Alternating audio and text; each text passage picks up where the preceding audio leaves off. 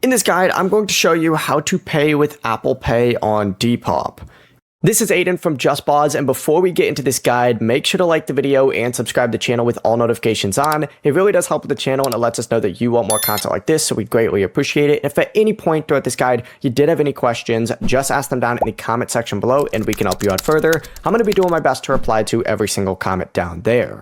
First things first, you need to open up the item that you want to buy. Let's just say it's one of these, right? We'll select this one, right, as an example. Hit buy on it, and you essentially just need to go to your bag, and you need to go ahead and make your way over to checkout.